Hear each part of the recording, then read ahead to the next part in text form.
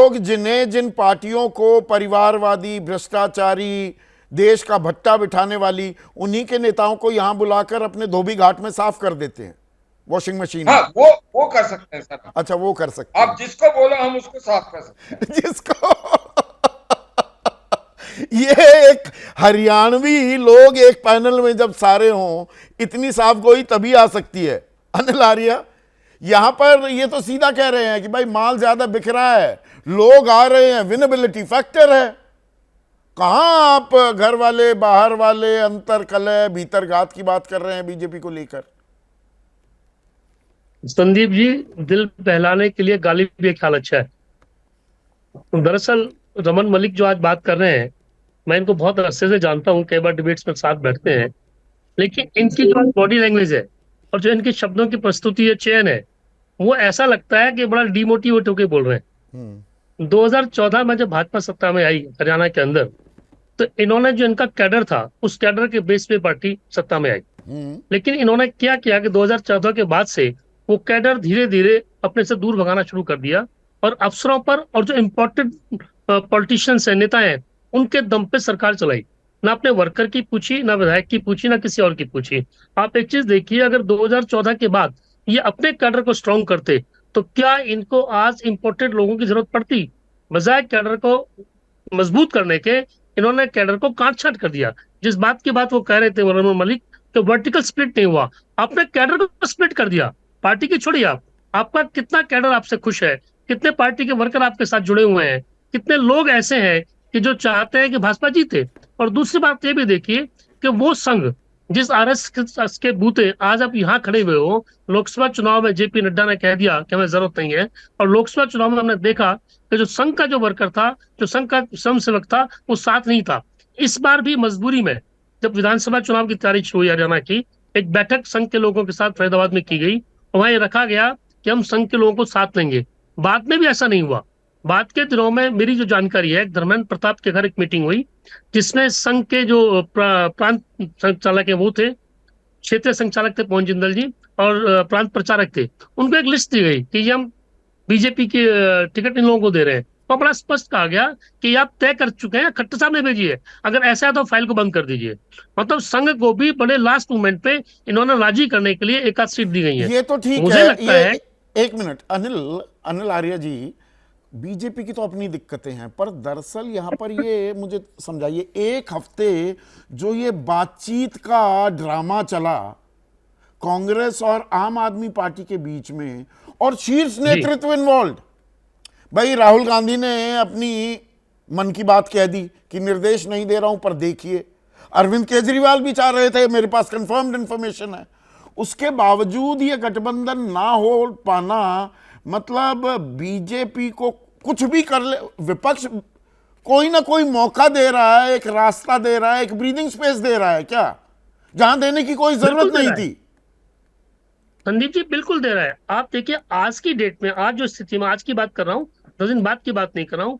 आज स्थिति यह है कि अगर विपक्ष, अगर आम आदमी पार्टी और कांग्रेस साथ आती, तो निश्चित तौर पे भाजपा को बहुत बड़ा डेंट पड़ता। लेकिन आम आदमी पार्टी और कांग्रेस से अलग होकर भाजपा को एक ब्रीदिंग स्पेस तो दिया है, इसमें कोई शक नहीं है।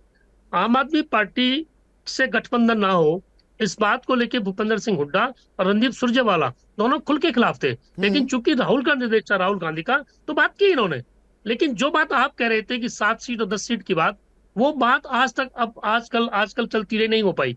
कल शाम को 10:40 पर जब इनकी लिस्ट आई कांग्रेस की 9 लोगों की, उससे पहले तक भी आपके चैनल पे भी था, बाकी चैनल्स पे भी था, कि 6 सीट पे लगभग बात फाइनल हो चुकी है। हाँ, उनमें से एक सीट गुड़गांव की भी थी, और वो गुड़गांव की सीट और कलाए 2 सीट ऐसी थी जो आम आदमी पार्टी दबाव दे रही थी। उसका बड़ा स्पष्ट रीजन था। गुड़गांव में आम आदमी पार्टी ये मानती है कि जो इनका पूर्व विधायक था भाजपा का, उमेश अग्रवाल, वो हरियाणा में सबसे अधिक वोटों से जीता था, और एक दबाव था कि गुड़गांव की सीट दी जाए, क्योंकि गुड़गांव में जो पूर्वी उत्तर प्रदेश के लोग हैं, बिहार के लोग हैं, इंडस्ट्रियल टाउन है, जो आम आदमी पार्टी का कोर बैंक है जो दिल्ली के अंदर, वो गुड़गांव में भी है। तो इसलिए पूरी कोशिश थी कि वो टिकट मिले। जो कल 9 सीट घोषित हुई है, उनमें गुड़गांव की सीट भी घोषित हुई है। उसके बाद सब चीजें बिखर गई। कलायते देना नहीं चाह रहे, गुड़गांव देना नहीं चाह रहे, वो चाहते हैं। यही वजह है कि आम आदमी पार्टी और कांग्रेस के बीच की जो बातचीत थी वो लगभग टूट गई। और आम आदमी पार्टी इस बात से भी दुखी है, जो आपने भी जिक्र किया, कि आप लिंगर ऑन करते रहे। आज 9 तारीख हो गई है, आपको आज तक भी नहीं, आप अब तैयारी ये कर बात पाए, तो आपको कही करना जा क्या है? रही है ना, खुले में ये कही जा रही है कि हमें फंसाए रखा बातचीत में सीटों के बंटवारे को बिल्कुल फंसाए लेकर, रखा। कि कांग्रेस के और बागी जो हमारे संपर्क में थे वो भी हाथ हथियार डालकर बैठ गए कि भैया यहां नहीं तो फिर जेजेपी से बात कर लेते हैं, आप आईएनएलडी से बात आप कर देखिए लेते हैं। संदीप जी, आज तक कांग्रेस 90 में से 41 सीट घोषित कर पाई है, जबकि भाजपा 67 कर पाई। इनको डर इस बात का है, भले ही रमन मलिक कहे कि हमारी दुकान में सौदा ज्यादा है, लेकिन कांग्रेस की दुकान में सौदा कम नहीं है। इस वक्त कांग्रेस के पास ज्यादा है। वहां भी बगावत की सुर गूंज रहे हैं, दिल्ली प्रदर्शन भी हुआ है, वहां भी जो सीट घोषित नहीं की गई है वो एक बहुत बड़ा बवाल हाँ, इस पर बात वो का है तो कि देखिए वहां भी वो एक सामान्य है, पार फॉर विस्फोट कॉस होगा होता और वो है। आम आदमी पार्टी हर को भी जाके पार्टी में थोड़ी बहुत उथल पुथल मचती है, पर जैसी अंतर्कलह भीतरघात बीजेपी में हो रही है, क्या उन्हें कुछ ब्रीदिंग स्पेस दे दी है कांग्रेस और आम आदमी पार्टी ने? एक हफ्ते गठबंधन गठबंधन खेलते रहे, हम साथ साथ हैं का तराना बजाने की कोशिश करते रहे, और अब राहें जुदा हो गई। तो क्या चुनाव और दिलचस्प हो गया है, या जो मैंने शुरू में कहा, एक बार हवा जब बहने लगती है, मूड बन जाता है, फिर ये समीकरण धरे के धरे रह जाते हैं, सब कुछ उड़ जाता है। तो बात हो रही है हरियाणा की, कांग्रेस आम आदमी पार्टी का गठबंधन नहीं होगा, इसका फायदा क्या बीजेपी को मिल सकता है? थोड़ा ब्रीदिंग स्पेस मिल सकती है। शैलेश सागर हमारे दर्शक हैं, धनबाद झारखंड में रहते हैं। इनका कहना है कि अपनी अपनी जिद की वजह से इंडिया गठबंधन ने अपनी एकता दिखाने का अवसर खो दिया है। तो साथ रहेंगे तो और ज्यादा ताकतवर होंगे, या ये अपनी अपनी एक राजनीति भी है, संघीय ढांचा है, राज्यों में हर कोई अपनी पोजीशनिंग कर रहा है, लेकिन इससे बड़ा जो गोल है क्या वो थोड़ा सा धुंधला हो जाता है? जैसे ही घड़ी का काटा दोपहर 2:30 पे आए, बबीता जी का दिल सास बहू साजिश के लिए मचल जाए। और ये है इनकी बहू, पूरे दिन ऑफिस की टेंशन हो जाए गॉन जब ये करें अपना फेवरेट शो फ्री टाइम पे ऑन।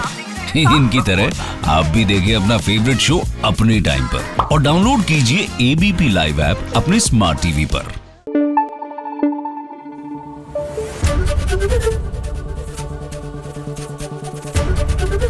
एबीपी न्यूज आपको रखे आगे।